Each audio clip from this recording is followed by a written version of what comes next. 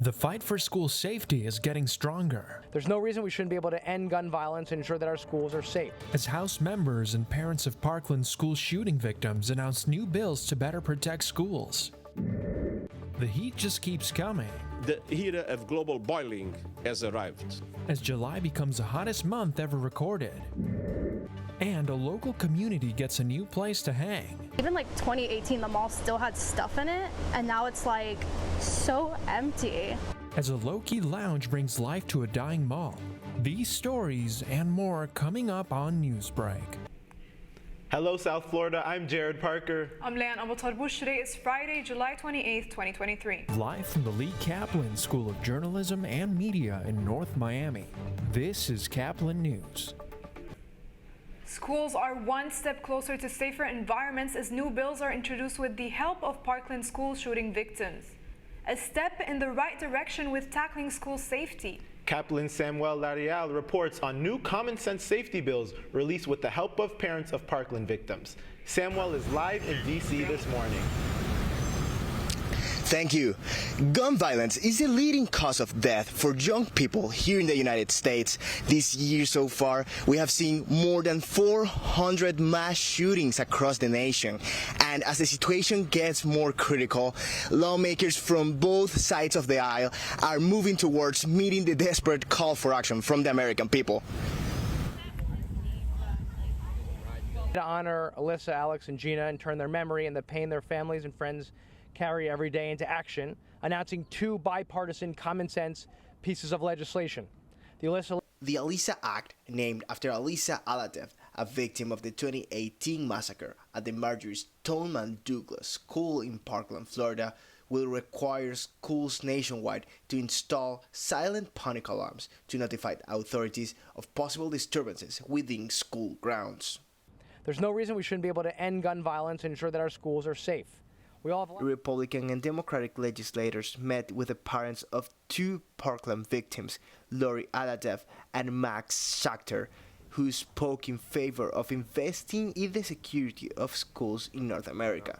On February 14th, I texted my daughter Alyssa. I told her to run and hide, that help was on the way.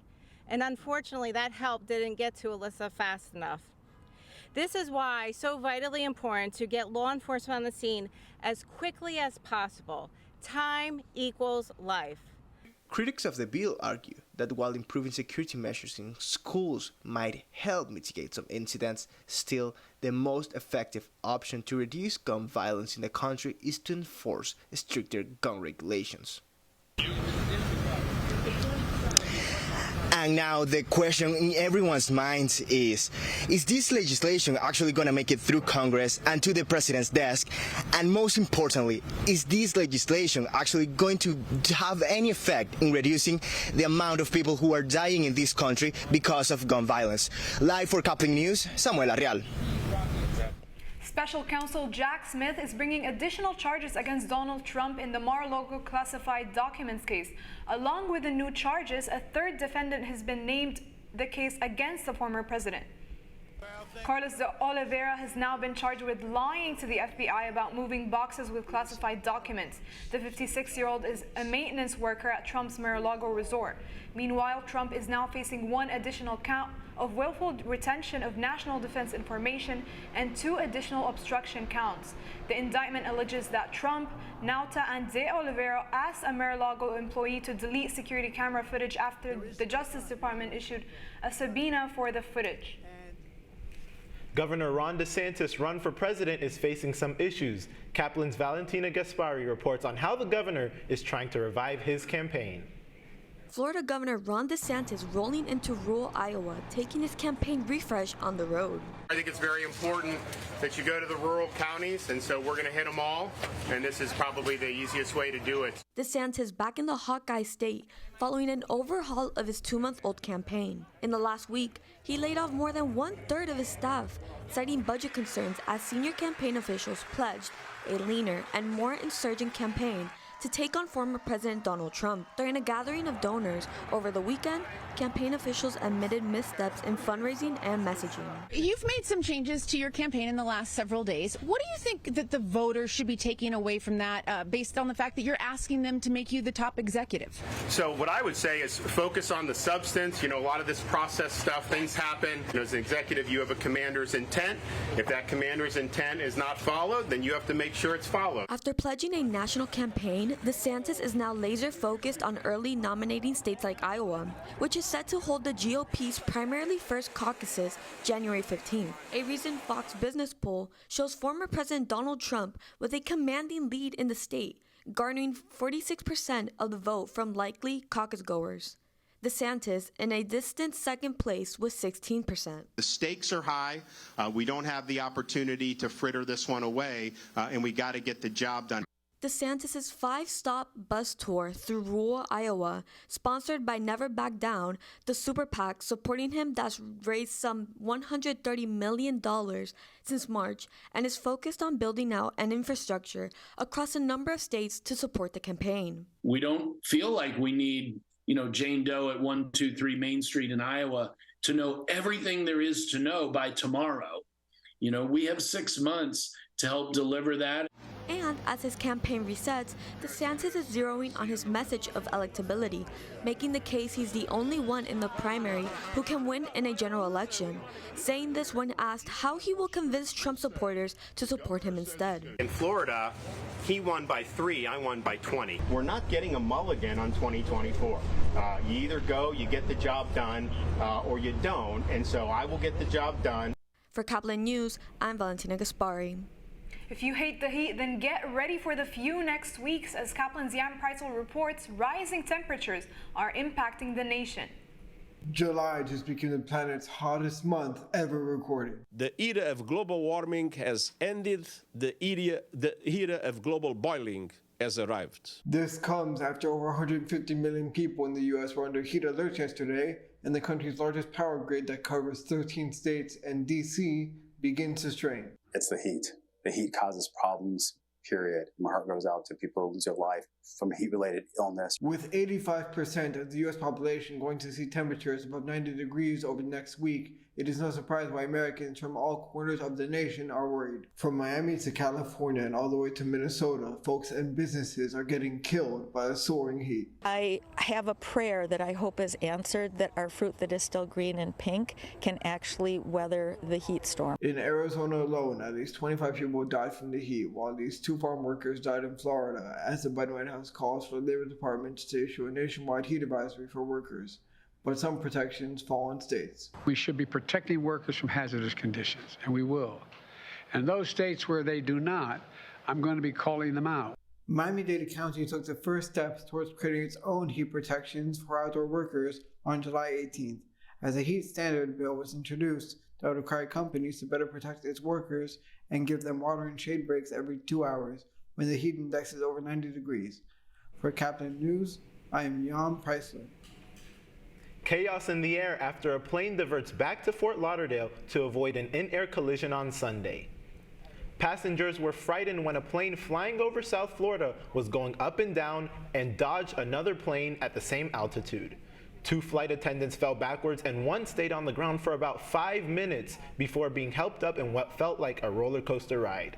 Passengers were praying and crying for 20 minutes until the pilot decided it was best to maneuver back to Fort Lauderdale. Today, a step forward for Miami-Dade teachers in a new pay agreement with a raise of up to 10%. Yesterday, the Miami-Dade Union celebrated a new contract with the district that awards Miami-Dade teaching professionals and clerical staff with a well-deserved substantial raise. The agreement includes a full-time and part-time teachers as well as clerical staff who will also see a 4 to 6% increase in their pay. Today, Dolphins cornerback Jalen Ramsey prepares for knee surgery after getting a serious injury. Ramsey was carted off the practice field with a knee injury yesterday morning and is set to undergo knee surgery, with the cornerback likely to be out for at least 6 to 8 weeks. Last night, he took to Twitter to reassure his fans, saying that the end of the season push is going to be legendary. The Miami Dolphins' first preseason game is at home against the Atlanta Falcons on August 11th at 8 p.m. New updates come on the condition of Bronny James. That's still ahead, and so is this story. 2018, the mall still had stuff in it, and now it's like so empty. A dying mall is getting a shot of life from an up-and-coming music lounge. Newsbreak will be back in 2 minutes.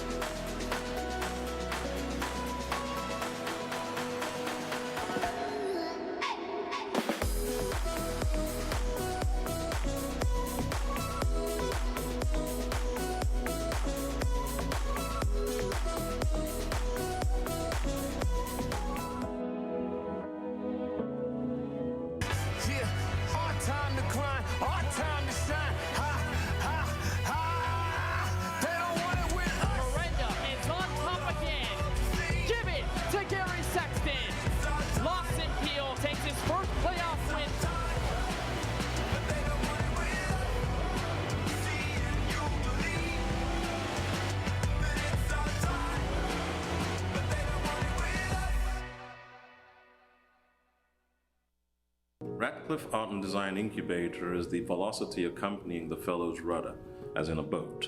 Unless there is movement or action, the planned direction is of little consequence. We encourage the creative ideas into action, and from the experience of doing, we critically assess the feedback, adjust, and set out to rediscover the potentialities of an entrepreneurial mindset.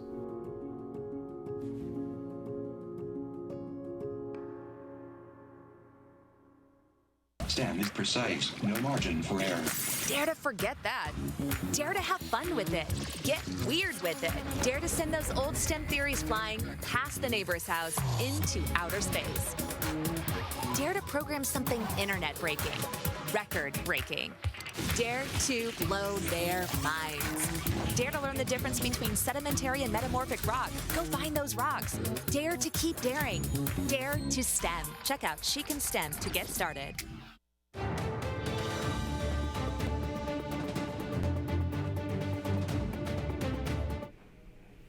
How a live music lounge is bringing a new future to a Miami mall.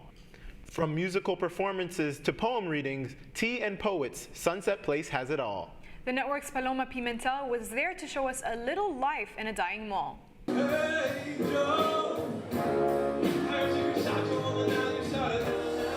TM Poets is a thriving venue that opened in 2016, offering a safe space for artists to express themselves and a place to host creative events where locals can socialize with like-minded people.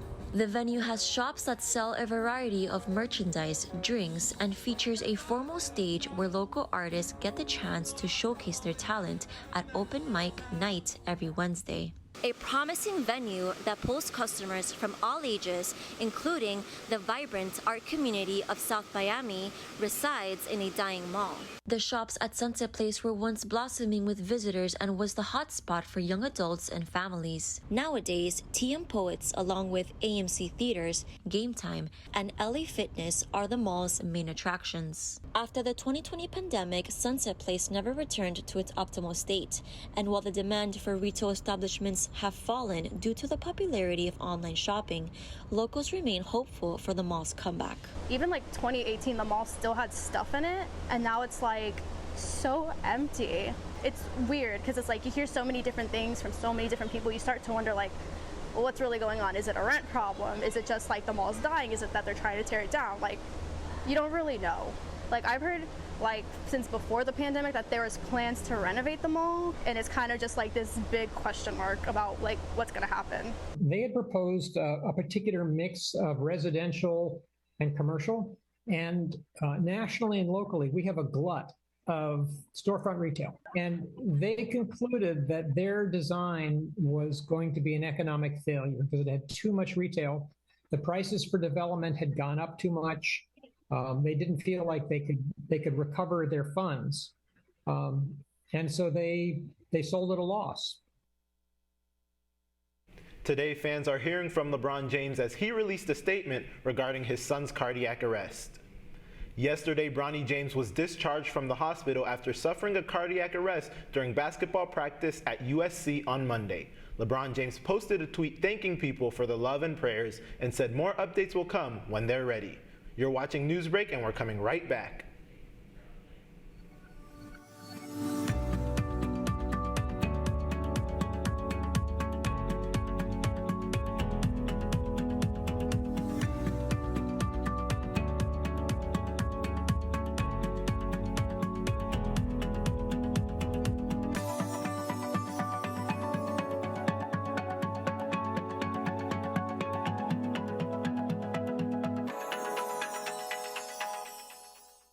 See us dream. See us remember. See us protest. You matter. Your feelings matter. Your identity matters. Everything about who you are matters. See us fight back. See us rebuild. See us shatter stereotypes. See us inspire. See us united. See us now. There are 16 million children struggling with hunger in America. That's 1 in 5 daughters, sons, neighbors, and classmates who don't know where their next meal is coming from. Yet billions of pounds of good food go to waste every year. It's time we do something about it.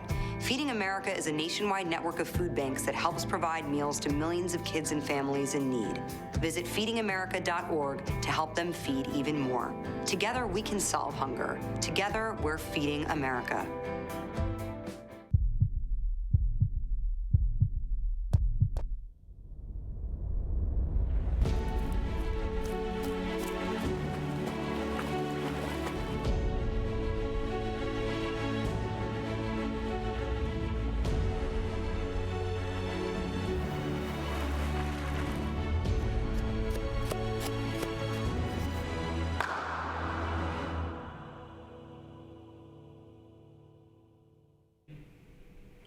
That's all the time we have for Newsbreak. Signing off for the final time this semester.